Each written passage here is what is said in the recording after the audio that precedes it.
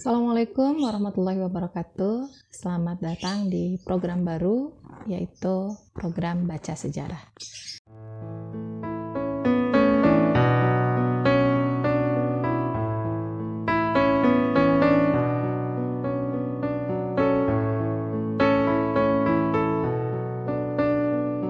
Di sini Anda akan mendapatkan informasi-informasi seputar sejarah, baik Indonesia maupun luar Indonesia, dari sumber yang insya Allah terpercaya. Dan sumber itu selalu akan saya cantumkan di kolom deskripsi, agar kita bisa belajar langsung dari sumber yang terpercaya. Untuk episode pertama ini, saya ingin membacakan satu materi sejarah yang jadi polemik berkepanjangan hingga sekarang, yaitu sejarah masuknya Islam ke Indonesia.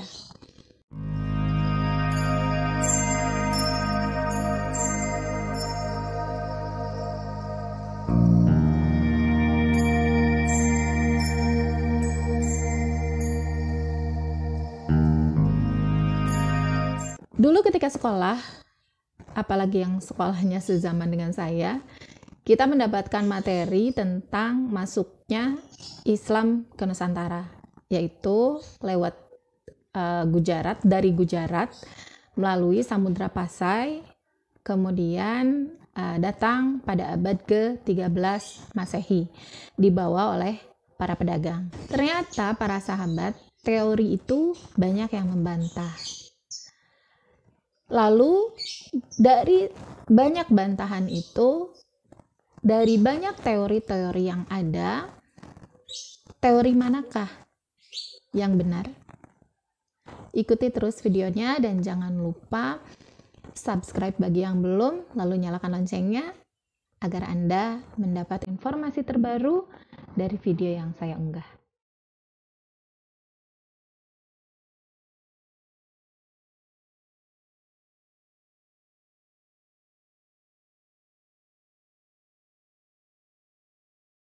Di kalangan para ahli sejarah, masuknya Islam ke Nusantara ini menjadi polemik memang, kemudian memunculkan berbagai teori.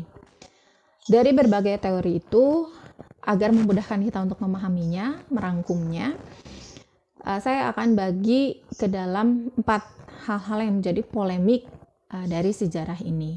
Yang pertama adalah kapan Islam masuk ke Indonesia, jadi waktunya gitu.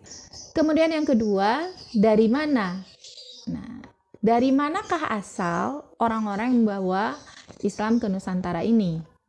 Kita tahunya dari Gujarat, India.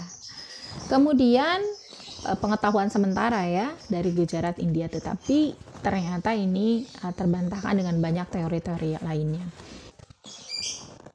Yang ketiga adalah oleh siapa dibawa agama ini ke Indonesia? Dulu kita tahunya dibawa oleh para pedagang. Apakah betul atau tidak?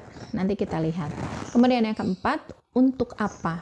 Jadi untuk apa tujuannya Islam dibawa oleh mereka itu ke Indonesia? Gitu, dengan tujuan apa? Gitu. Dulu kita tahunya adalah berdagang, karena mereka adalah pedagang dari Gujarat yang datang pada abad ke-13 untuk berdagang, tetapi karena mereka muslim, mereka sekalian berdakwah. Baik, kita masuk ke polemik pertama, yaitu penanggalan.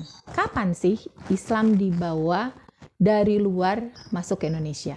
Teori pertama, kapan datangnya atau masuknya Islam ke Nusantara adalah pada abad ke-13 Masehi, yaitu setelah runtuhnya dinasti Abbasiyah, sehingga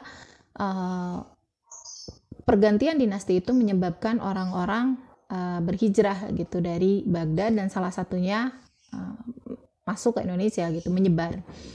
Pendapat klasik ini didasarkan pada penemuan batu nisan yang bernama, di batu nisan itu tertuliskan nama Malik As-Saleh. Malik As-Saleh ini meninggal pada tahun 696 Hijriah atau sekitar tahun 1297 Masehi. Lalu diambil juga catatan dari perjalanan Marco Polo ke Sumatera pada tahun 1292 Masehi. Marco Polo di situ mengatakan bahwa di Sumatera itu ada sekelompok orang, banyak bahkan yang sudah memeluk Islam.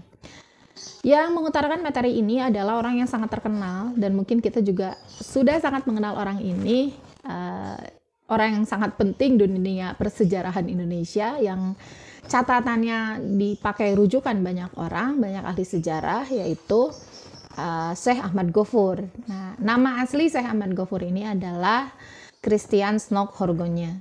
Saya tidak tahu cara bacanya di bahasa Belanda ya, jadi mohon maaf kalau saya salah dalam pelafalannya.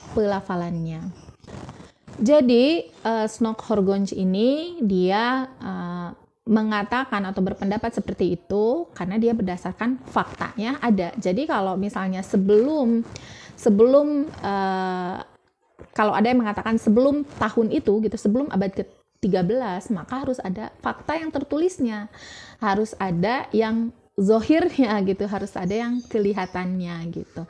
Sehingga karena data dan fakta yang tertulis, yang terlihat itu paling awal di abad ke-13, maka Islam masuk ke Nusantara abad ke-13. Tetapi pendapat ini dibantah oleh orientalis lain, yaitu Moket. Mohon maaf juga kalau saya salah sebut. Dia mengatakan bahwa ditemukan juga kok kuburan yang lebih awal dari kuburan Malik As-Saleh tadi yang bertahun 696 Hijriah. Di batu nisan ini tertuliskan nama Fatimah binti Maimun binti Hibatillah dan bertahun 495 Hijriah atau sekitar tahun 1102 Masehi. Tetapi pendapat Moket ini dibantah juga oleh orientalis lain, yaitu Rifais. Mohon maaf juga kalau pelafalannya salah karena bahasa Belanda ya. Rifais ini dia mengoreksi apa yang dikatakan oleh Moket. Dia mengatakan bahwa tahun di kuburan itu, khotnya itu adalah menunjuk pada tahun 475 Hijriah. Artinya lebih awal lagi berarti. Atau sekitar 1082 Masehi, berarti seabad sebelumnya. Seabad sebelum yang disebutkan oleh Moket tadi. Berarti pendapat pertama bisa kita simpulkan bahwa yang di kelompok ini, mereka yang berpendapat Islam masuk ke Nusantara itu, ke Kepulauan Nusantara itu pada abad 13, abad 12, dan abad 11. Ini satu kelompok khusus. Di kelompok kedua, ini diutarakan oleh Syekh Najib Al-Attas. Beliau adalah ahli sejarawan dari negara Malaysia. Beliau mengambil dari catatan hikayat Raja-Raja Pasai dan buku-buku lainnya yang mengatakan bahwa Islam masuk ke Nusantara pada abad ke-9 sampai 10 Hijriah. Berarti satu abad lebih cepat juga dari yang disebutkan oleh 1 sampai 2 abad ya, lebih cepat dari yang disebutkan oleh Rifais tadi. Pendapat yang ketiga, ini pendapat yang banyak juga didukung oleh para ahli sejarah, terutama ahli sejarah yang agak kekinian gitu ya. Mereka berpendapat bahwa Islam masuk ke Nusantara pada abad ke-7 Masehi. Abad ke-7 Masehi kalau di Hijriah kan itu berarti abad ke-1 Hijriah.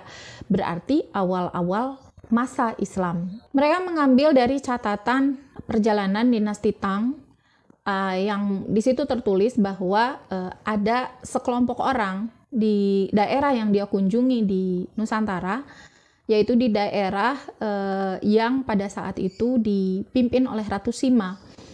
Di situ sudah ada orang-orang Arab, mereka menyebutnya Taksih, yang sudah ada di situ gitu. Dan kalau menilik ke Ratu Sima, maka ini bertahun sekitar 674 Masehi, abad ke-7 berarti. Nah, fakta ini membantahkan semua dua teori sebelumnya. Dan fakta ini didukung oleh banyak ahli sejarawan. ada penelitian dari seorang yang bernama Ibrahim Bukhari. Dia mengatakan bahwa telah ditemukan satu kuburan yang di batu nisannya itu tertulis tahun 48 Hijriah. Kuburan ini adalah kuburan dari Syekh Ruknuddin. Lokasinya ada di Baros, Tapanuli, Sumatera.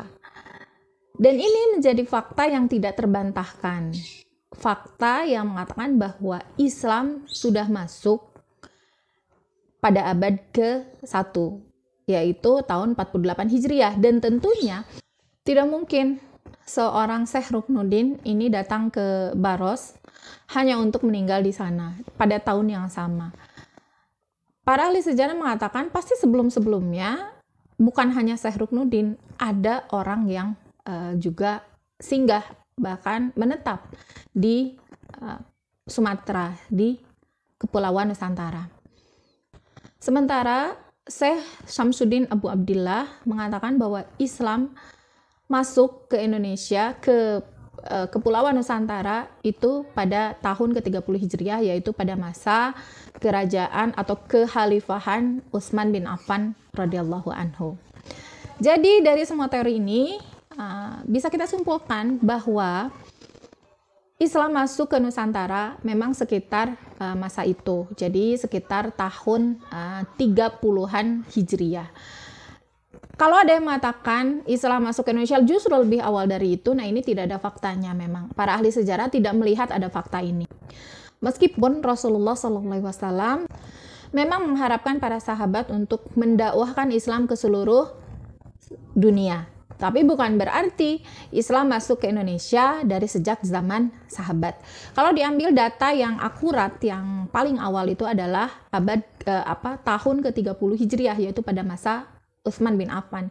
Berarti bukan pada masa sahabat, bukan sahabatnya gitu yang datang. Tetapi apalagi sahabat, ada yang mengatakan sahabat Sa'ad bin Abi Waqqas, dan itu pernah singgah katanya ke sini, dan itu tidak diperkuat oleh data gitu. Jadi sahabat bisa simpulkan sekarang mana yang akan sahabat percayai. Insya Allah polemik berikutnya akan dibahas di video yang kedua.